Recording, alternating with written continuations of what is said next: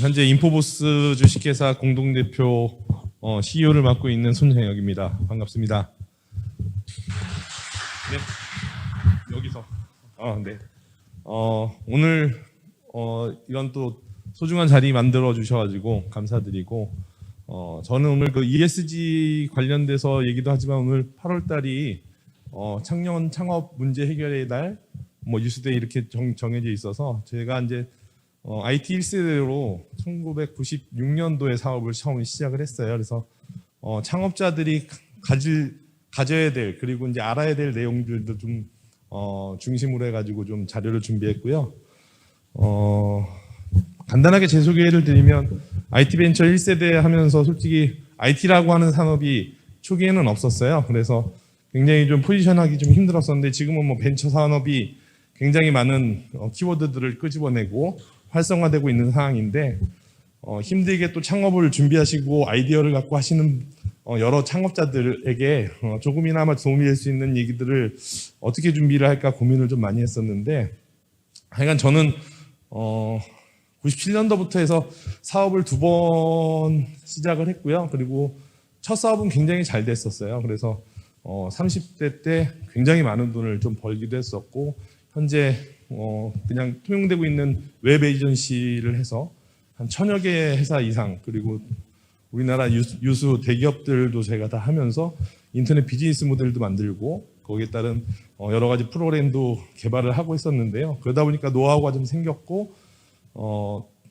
하다가 이제 금융에 대해서 솔직히 잘 몰랐기 때문에 투자를 굉장히 많은 곳에서 이제 해주겠다고 했는데도 불구하고 투자는 곧 빚이다라고 생각을 했죠. 그때 당시는. 그래서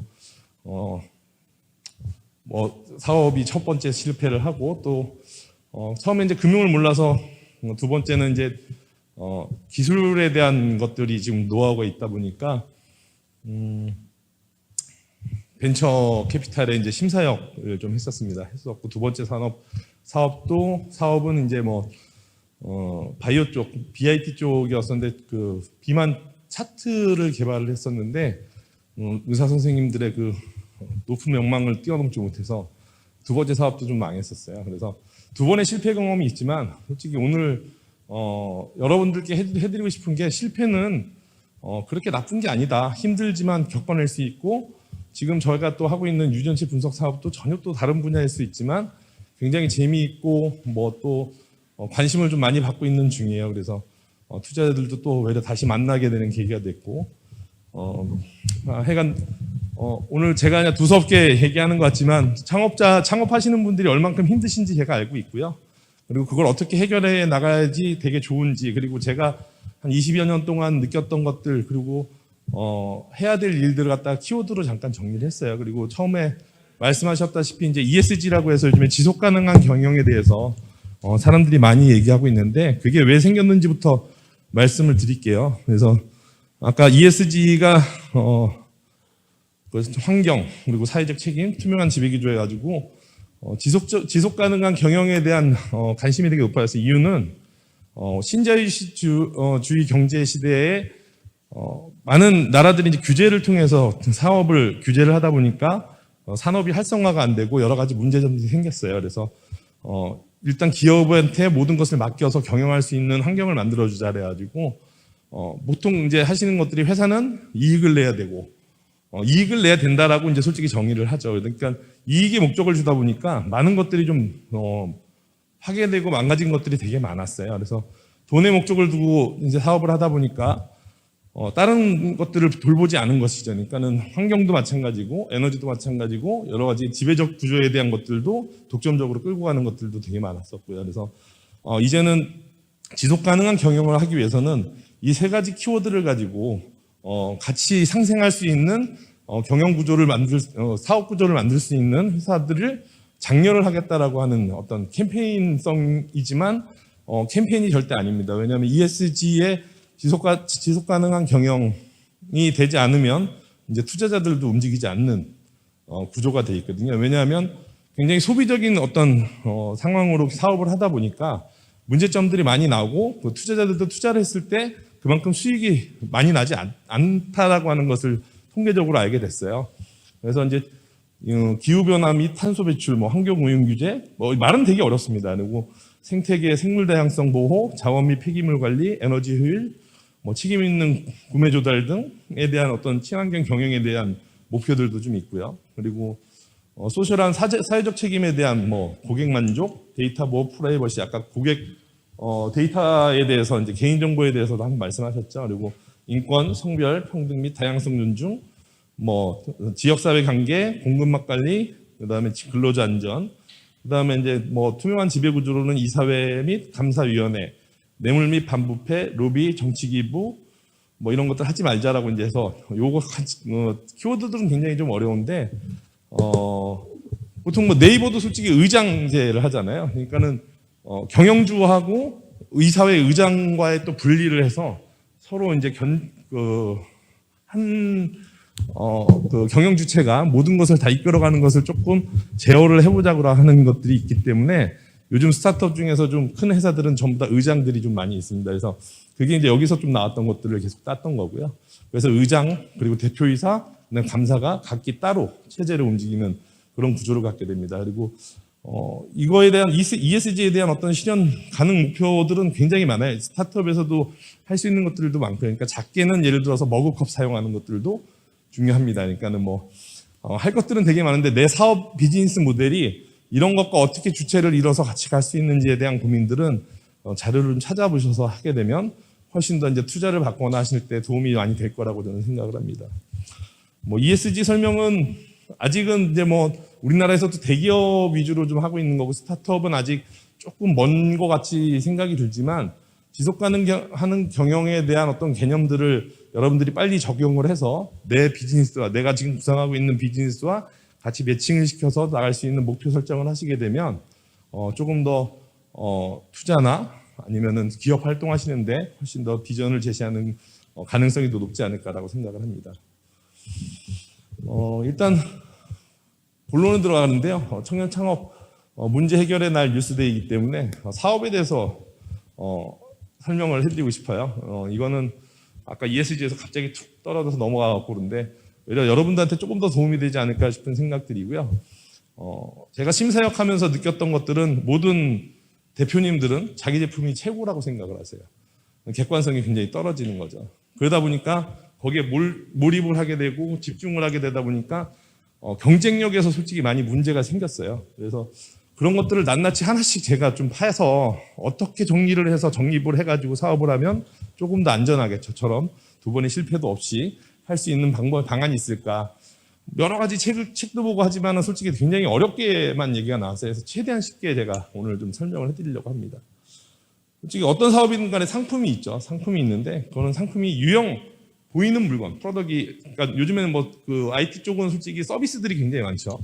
근데 이제 상품의 유형이 있는데 그게 이제 유형이냐, 물건이 보이는 거냐, 아니면 무형적인 서비스냐에 대한 것들에 대한 포지션을 먼저 생각을 하셔야 돼요. 그래서 내가 하고자 하는 사업이 유형이냐, 무형이냐, 이런 정의들을 하나씩 한 단계씩 생각을 하시고 거기에 따라서 어떻게 연역적으로 사업 방향을 정할지에 대한 것들도 생각을 하시면 굉장히 좋습니다. 그래서 사업은 제가 꽤 많은 회사들을 만나보고 했지만 유형 아니면 무형 딱 두 가지로 분류가 된다. 그래서 그냥 심플하게 생각을 하시면 되고요.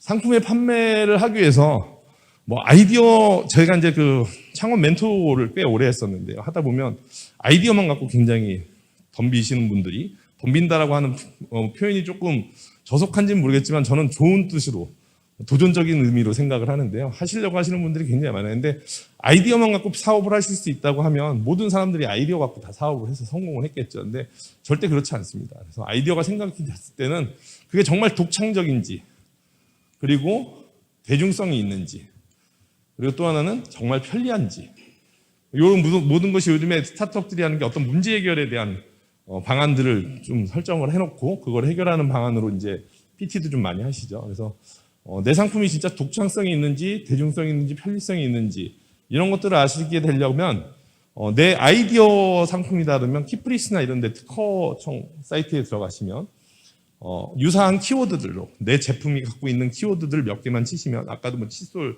제가 받기도 했고, 그다음에 이제 목욕하는 거, 뭐 타올로 목욕하는 것도 있었는데 타올, 목욕, 물 없이 목욕 뭐 이런 식으로 해서 키워드 찾아가지고 특허를 검색하시면 관련된 정보가 굉장히 많이 나옵니다. 그럼 솔직히 놀랄 때가 되게 많아요. 이건 나 혼자밖에 모르는 것 같았는데 솔직히 나오는 게 거의 다 있습니다. 예, 그래서 이제 그런 것 정보를 먼저 검색을 해보시고 하시면 시간도 줄일 수 있으시고, 그다음에 방안도 어떻게 난 얘랑 뭐가 차별이 돼라고 비교를 해서 어떤 탈출 방안을 또 만들 수 있는 것들이 되는 거죠. 그리고 대중성은 요즘에는 뭐 그 NLP로 이제 하는 딥러닝도 많고 여러 가지 있지만, 키워드 검색들 하다 보면 노출되는 빈도들 이렇게 검색하실 수 있는 것들 나오잖아요. 그러니까 내가 갖고 있는 상품이 지향하는 키워드가 뭔지를 정리를 좀 해보시고, 검색을 해보면 그 키워드가 얼만큼 노출돼서 사람들한테 많이 검색을 당하고 있는지를 검색을 해보시면 또 객관적인 데이터를 간접적으로 또 얻을 수가 있습니다. 그리고 편리성은 주변부터 말씀을 하세요. 그게 이제 어떤 유형적이든 무형적이든 이런 서비스 아니면 이런 제품이 있는데 너라면 사겠니? 이러한 거를 할 거야 라고 해서 주변에 있는 친구, 친인척들부터 해서 시장 조사를 하시는 게 굉장히 중요해요. 시장 조사가 어려운 게 아니에요. 그래서 가까운 지인들부터 이렇게 좀 모니터링을 하고 리서치를 하게 되면 거기에 대한 피드백이 항상 옵니다. 근데 거의 다 대부분이 90% 이상이 부정적인 의견을 되게 주세요. 근데 그렇다고 해서 앞에 두 개, 독창성과 대중성이 있는 걸 확인하셨다고 하면 절대 기죽으실 필요가 없어요. 뭐 남들은 솔직히 모든 사업을 하시면 다 부정적인 얘기가 솔직히 더 많거든요. 근데 그게 나한테 도움이 되진 않지만 들어줄 필요는 있습니다.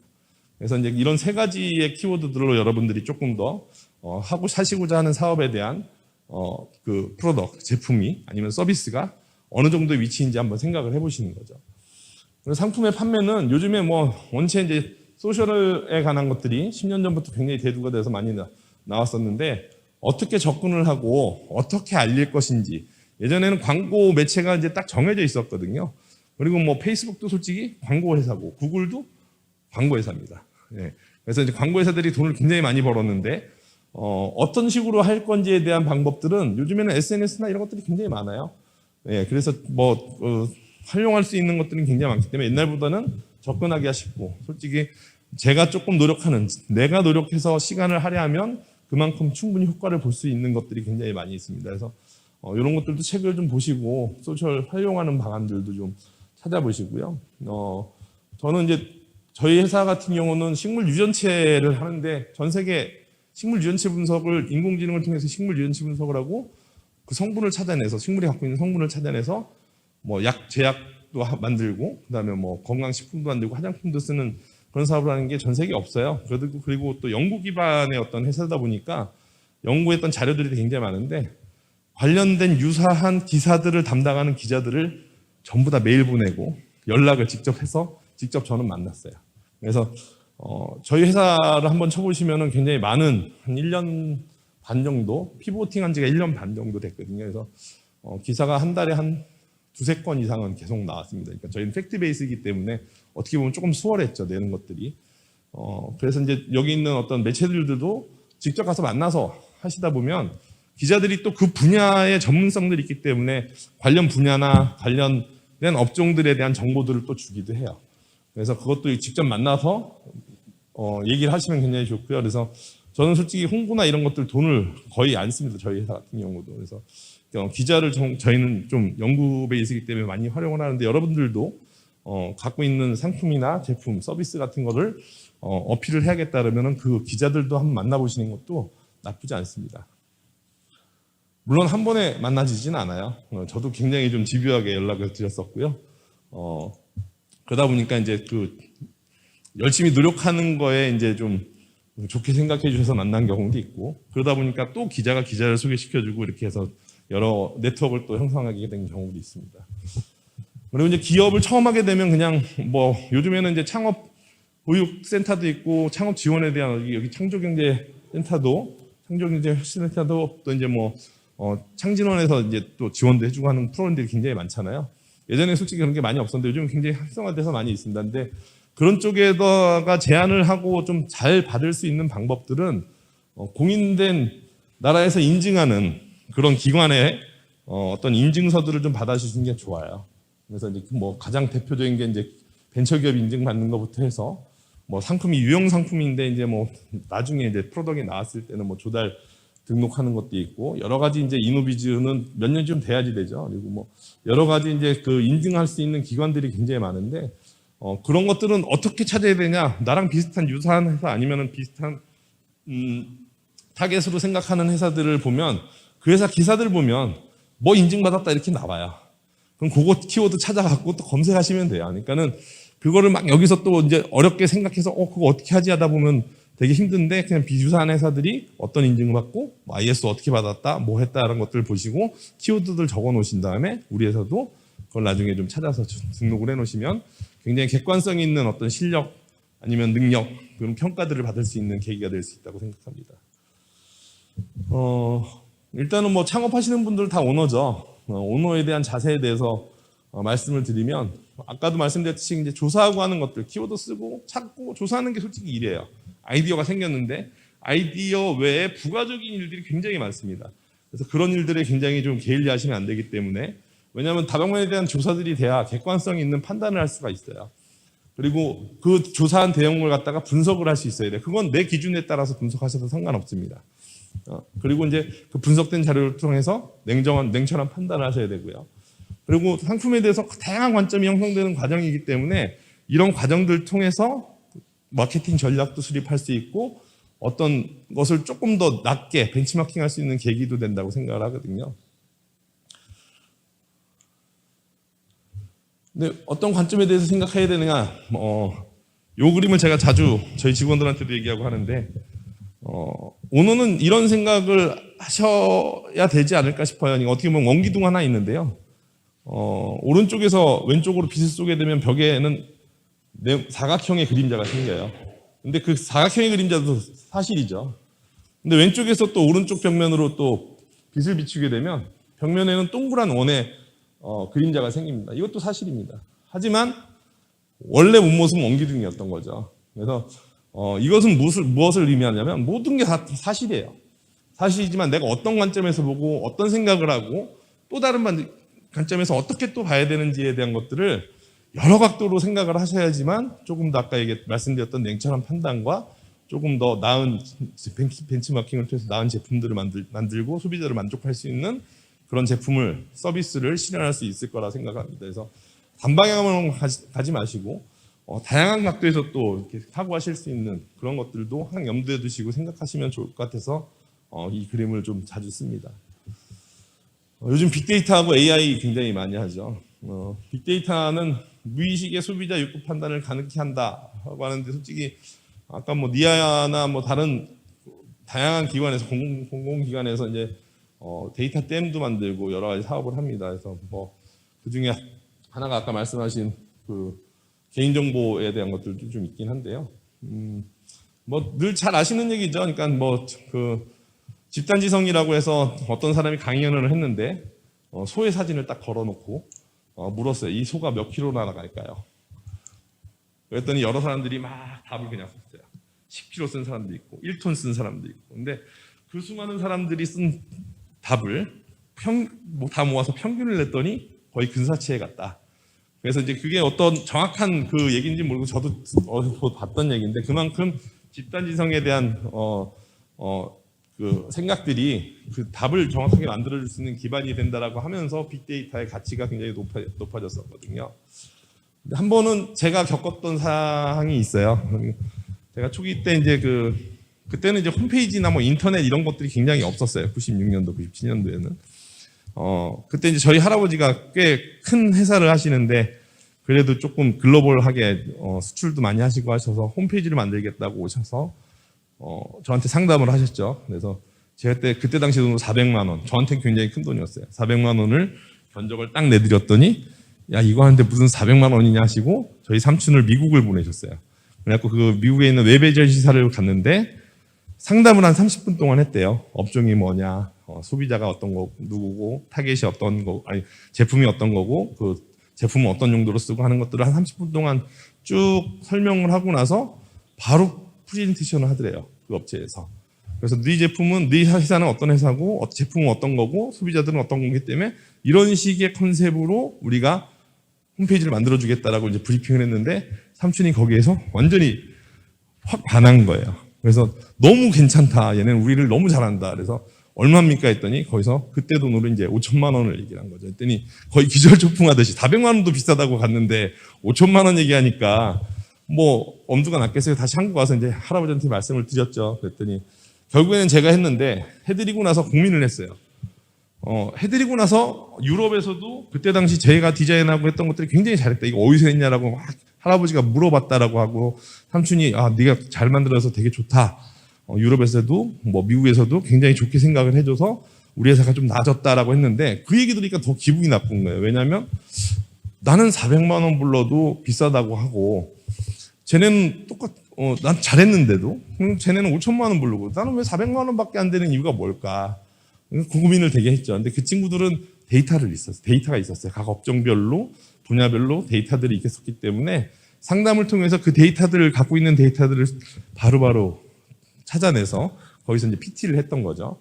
그래서 이 데이터에 대한 중요성이 이렇게 크다라고 하는 생각을 했었어요. 그래서 데이터가 있으면 5천만 원, 없으면 400만 원.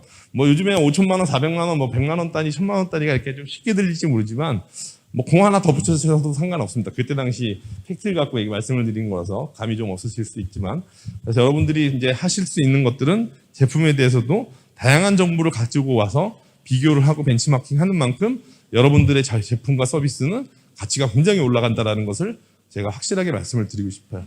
20년, 4, 5년 전에도 그랬으니까 지금은 더한 세상이 됐겠죠. 시대가 됐겠죠. 그리고 상품 포지셔닝에 대한 건데 내 제품과 내 서비스가 어떤 타겟을 지향하는지에 대한 것을 정확하게 또 갖고 계셔야 돼요. 일전에 이제 제가 멘토링 해줬던 회사가 하나 있었는데 그때도 이런 식으로 포럼을 해서 각 제품들을 이제 설명을 하고 이제 평가를 좀 받고 어드바이스를 좀 받는 자리였었는데 어떤 분은 이제 그 독서실에서 쓰고 있는 책 보면대 같은 거를 이제 만드셨어요. 근데 이제 굉장히 또 네거티브한 얘기들이 나왔죠. 근데 이분은 그거를 조금 피해 가시려고 했는지 몰라도 조달에다가 올려서 조달 쪽에는 공공에서 운영하고 있는 지자체 도서관도 많고 했기 때문에 매출이 되게 높을 것이다 그랬는데 제가 조달 데이터베이스 핸들링하는 걸 굉장히 잘하거든요. 딱 데이터를 뽑아서 봤더니 조달 쪽에 그 독서대가 매출이 전체 1억밖에 안 되는 거예요. 네, 1억밖에 안 돼요. 전국에. 네, 그래서 외람된 말씀인지 모르지만 전 데이터만 갖고 얘기를 했을 때 조달에 대해서 공부를 하셨냐. 근데 조달해서 보니까 작년 매출이 1억 정도밖에 없더라. 근데 그걸 어떻게 헤쳐나가실 거냐 했더니 얼굴이 굉장히 빨개지셔가지고 좀 난감해 하셨었는데 따로 제가 또 죄송스러워서 그러니까 저는 이제 경각심을 좀 일으켜서 그냥 그걸 순간순간 노면하기 위해서 이렇게 어떤 답변을 하는 것보다는 정말 사업은 장난이 아니기 때문에 그걸 확실하게 인지를 시켜주기 위해서 이렇게 말씀드렸는데 조금 미안하더라고요. 그래서 나가서 다른 또 방법을 대안을 같이 한번 고민도 하고 했었는데 내 상품과 서비스가 기업, 정부, 개인 뭐 이럴 때는 이제 기업이 됐을 때는 B2B 전략이 굉장히 좀 필요하겠죠. 기업을 어떻게 전략을 해야 되고 그 기업에서 내 비슷한 유사한 제품들은 또 어떻게 쓰고 있는데 가격대는 어떻고 내 제품과 특징이 어떻게 틀리기 때문에 내가 어떤 전략으로 가야겠다. 정부에서도 솔직히 뭐 조달해서 거의 다 하긴 하는데 조달 등록하려면 또 어떻게 되는지 아니면 또 조달에서 또 활용돼 많이 쓰는 것들 데이터들이 되게 많이 있어요. 되게 숨어져 있는데 조달 G2B 들어가시면 그런 것들을 한번 찾아서 엑셀로 좀 다운 받으셔가지고 내 관련된 유사한 상품 서비스가 있으면 그거에 대한 자료들을 좀 분석을 하는 것들이 좀 필요하고요. 개인들은 또 솔직히 요즘 트렌드라는 게 있잖아요. 요즘 원체 다양해서 유행이라는 단어가 솔직히 많이 없어졌는데 저희 때는 유행이라는 게 있었거든요. 예를 들어서 뭐 빨간색이 유행한다고 다 빨간색인 거예요. 근데 지금 그런 게 없어서 그런데 그래도 여러분들 또 세대에 맞는 또 트렌드들이 있으니까 그런 것들을 여러분들이 훨씬 더 잘한다고 생각을 해요. 그래서 그런 트렌드 분석들을 하시고 어떤 전략들을 한 다음에 개별적인 니즈를 만족을 시키면 조금 더 매출이나 긍정적인 결과를 얻을 수 있는 계기가 되지 않을까 생각합니다. 그래서 체크 포인트는 여기서 한번 돌아보는 거죠. 내 제품과 서비스가 나는 내 상품의 타겟을 정확하게 인지하고 있는지, 그리고 내 상품의 타겟 정보를 충분히 확보하고 있는지에 대한 것들도 갖고 있어야 돼요. 그리고 특히나 이제 투자를 받거나 하실 때는 숫자 갖고 얘기하는 게 굉장히 많습니다. 그래서 숫자 갖고 객관적인 데이터를 계속 들이대야 되거든요. 그러니까 전체 시장이 뭐 10조야. 10조인데 내가 할 수 있는 거는 별로 안 돼요. 근데 그걸 숫자로 표현을 해드려야 되는데 물론 많은 조사들이 필요하고 객관적인 데이터와 자료를 뒷받침해서 이렇기 때문에 내가 포지션하는 건 이 부분이고 왜 될 수 있는지에 대한 가능성은 어떤 장점 때문이다라고 얘기를 할 수 있어야 되기 때문에 이런 것들도 굉장히 좀 필요하다고 생각합니다. 내 상품의 영향력, 이건 뭐 이 PPT를 만든 지는 꽤 되긴 했는데 법에 대해서 공부하고 있는가? 솔직히 법 가지고 공부해야 되냐? 해야 됩니다. 솔직히 돈 많아도 못하는 사례가 있죠. 타다 보셨죠? 타다. 네, 타다. 돈 작지 않고 규모도 굉장히 커요. 근데 법을 모르니까 뛰어들었다가 규제에 걸린 거죠. 시계에서. 지금 뭐 조금 풀렸다고 하는데 그만큼의 시간들을 보낸 것들은 비용으로 한 사람은 어마어마한 시간들이 좀 소비가 된 것들이에요. 그래서 내 관련된 제품이나 서비스가 어떤 법에 속하는지도 국가법령정보에도 보시면은 다양한 법들이 있습니다. 그래서 보시고 그 상품이나 제품이 서비스가 안전지대, 법의 보호를 받을 수 있는 건지 위험지대, 법의 규제를 받는 건지 그 두 가지를 정확하게 알고 나서 또 사업을 하셔야 돼요. 법은 거의 규제가 되게 많아요. 근데 이제 요즘에는 스타트업들이 다양한 핀테크도 마찬가지고 샌드박스를 통해서 일시적으로 풀어주면서 어떤 효과를 좀 보려고 하는 시도도 많이 하고 있는데 그건 굉장히 대규모적인 어떤 규모의 경제에 있어서 설득력이 높은 것들이 좀 우선시되는 것들도 있고요. 그 샌드박스 규제를 풀기 위해서도 솔직히 굉장히 많은 노력을 해야 되기 때문에 일단 법 안에 있는 것들, 규제에 벗어나 규제 외에 있는 어떤 법의 안전지대를 통해서 하실 수 있는 사업들을 한번 구상하고 찾아보시는 것도 굉장히 중요합니다. 왜냐하면 프로덕트 나왔는데 이거 법의 규제를 받아서 못 팔아. 그러면 그냥 끝입니다. 솔직히. 그래서 해외 나가는 전략도 저희 같은 경우도 미국 가고 하는데 제가 FDA 법이나 다 보고 있거든요. 정책이나 법을 다 공부를 하고 거기에 대한 모르는 거 있으면 또 변호사를 통해서 또 자문도 받고 하기 때문에 그런 것들은 아끼지 말고 하시고 요즘에는 또 변호사들도 비싸다 그러는데 그렇지 않고 또 스타트업을 위해서 또 이렇게 봉사해 주시는 분들도 굉장히 많으세요. 그러니까 찾아서 직접 또 전화해서 물어보시면 굉장히 친절하게 잘 가르쳐 주십니다. 네. 그리고 또 하나는 통찰력인데요. 아이디어가 생기면 솔직히 거기에 빠져 있기 때문에 딴 걸 못 봐요. 근데 관련된 이제 박람회나 이런 그 전시회 같은 게 굉장히 많아요. 찾아보시면. 근데 거기 가보시면 나랑 유사한 것도 있고요. 내가 생각지 못한 제품도 있고요. 그래서 여러 가지들이 있어요. 그래서 많이 보셔야 됩니다. 그래서 이거는 뭐 어느 정도 규모 되면 저는 해외도 무조건 나가라. 해외 나가서도 보고 그래야 이제 해외 경쟁력도 생기는 거거든요. 그래서 이런 박람회나 어떤 전시회 같은 거 있으면 빠짐없이 나가셨으면 좋겠고요. 요즘은 또 코로나 때문에 또 온라인으로 하니까 온라인으로 손쉽게 보실 수도 있는 건데 최대한 저는 또 오프에 가서 보시고 뭐 질문도 하시고 하시면 굉장히 많은 정보들을 얻으실 수 있으면서 또 내 제품을 또 활성화시키고 조금 더 고도화시키는데 도움이 될 수 있는 기회가 될 거라 생각을 합니다. 계속 기업을 결정하는 것인데요. 보통 보면 이건 뭐 다 자료들 대충 아실 거예요. 1년 창업하고 1년 생존율과 뭐 스타트업은 데스밸리도 있고 여러 가죠.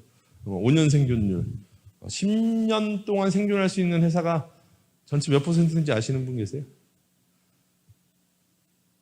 찍으셔도 돼요. 10%. 어우, 네, 또 몇 %라고 생각하세요? 10년을 견디는 회사. 3%. 또 5%. 예, 좋습니다. 다 나오겠네요. 뭐 얼마 전만 해도 3%였는데요. 지금은 한 1%대예요. 예. 그러니까 100개 하면은 한 개도 거의 못 남아요. 10년 동안 갈 수 있는 회사들이. 그러려고 하면 여러분들이 지금 창업해서 10년을 갈 수 있는지를 고민하는 게 아니라 10년을 가기 위해서 내가 무엇을 해야 되는지를 생각해 보시는 게 훨씬 더 생산적이지 않을까라는 생각을 하고 있습니다. 그래서 뭐 변화를 두려워하느냐 그리고 변화에 순응하느냐 이거가 되게 중요하지 않을까 싶습니다. 그래서 변화는 항상 변합니다. 저희 때보다 여러분들 때가 훨씬 더 빨리 변하고요. 앞으로는 더 빨리 변할 수도 있어요. 그래서 변화를 내가 이끌어갈 수도 있지만 또 순응해야 될 때도 있을 것 같아요. 그러니까 그런 것들에 대한 선택도 어떻게 해야 되는지 고민을 해보시면 되게 좋을 것 같고요. 그리고 셀프 포지셔닝 이거 되게 굉장히 중요한 거라 생각을 해요. 다양한 분들이 이제 사업을 하신다고 아이디어나 기술이나 갖고 이제 시작을 하시는데 제품에만 몰두하다 보니까 내가 어떤 사람인지 잘 모르실 때가 되게 많아요. 근데 이제 그 조직이 좀 구성이 되고 어느 정도 규모가 조금씩 커질 때 그 리스크들이 그때 대해서 두드러지게 올라오거든요. 근데 그런 걸 조금 더 미리 미연에 방지를 하시려고 한다고 하면 내가 이 적어도 네 가지 타입 중에서 어느 타입인지를 정확하게 아셔야 돼요. 그래서 뭐 오너는 진짜 막 밀어붙일 수 있는 그냥 그런 어떤 이미지로 해서 제가 저걸 넣었고요. 리더는 진짜 같이 더불어서 끌고 갈 수 있는 그런 사람인지.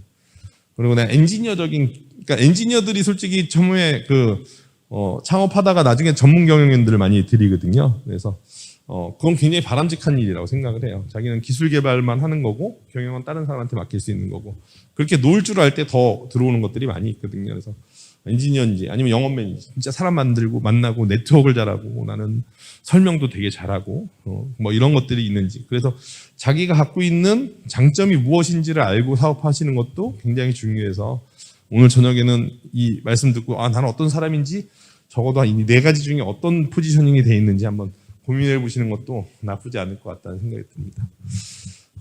제가 여태까지 한 25년 정도 사업을 쭉 해왔는데요.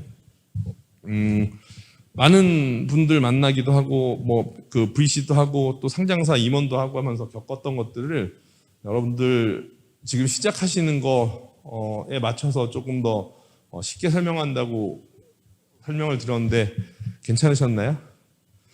예, 궁금하신 거 혹시 있으시면 질문하시는 시간 갖고 원래는 좀 시간에 안 쫓기고 하게 되면은 이제 막 토론식으로 좀 막 하는 거를 되게 좋아하는데 왠지 그냥 오늘은 그냥 저 혼자 쭉쭉 나갔네요. 그래서 질문 있으시면 한번 질문 주시면 뭐 아는 한도에서는 답변을 드리도록 하겠습니다.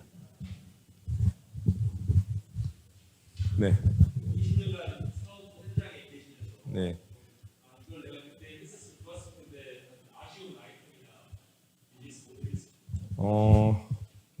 그 두 번째 사업했던 그 비만 차트는 아직도 솔직히 없어요. 네, 없는데 뭐 미련은 솔직히 없고요. 그냥 아쉬웠던 거는 뭐냐면 욕심을 많이 냈던 게 제일 문제였던 것 같아요. 처음 사업할 때는 상상할 수 없을 정도의 돈을 많이 벌어서 돈 벌고 막 있다 보니까 막 되게 세상에서 제가 제일 잘난 줄 알았어요. 그래서 누가 얘기도 안 듣고 욕심을 계속 부리게 되더라고요. 근데 그런 계기가 저를 조금 더 돌아보고 좀 잘 되게 해줬던 것 같은데 혹시나 하시다가 잘 되시더라도 욕심을 부리는 거는 조금 더 이렇게 좀 유연하게 대처하시는 게 좋지 않을까라고 한 말씀 한번 드리고 싶네요. 또 궁금한 거 있으시면 없으시면 네. 네. 주로 어떤 부분을 중요하게 보시는지 궁금해요. 아까 제가 관점에 대한 그림을 보여드렸잖아요. 기술적인 거, 아니면은 뭐 디자인적인 거, 아니면 뭐 여러 관점에서 생각을 할 수가 있어요.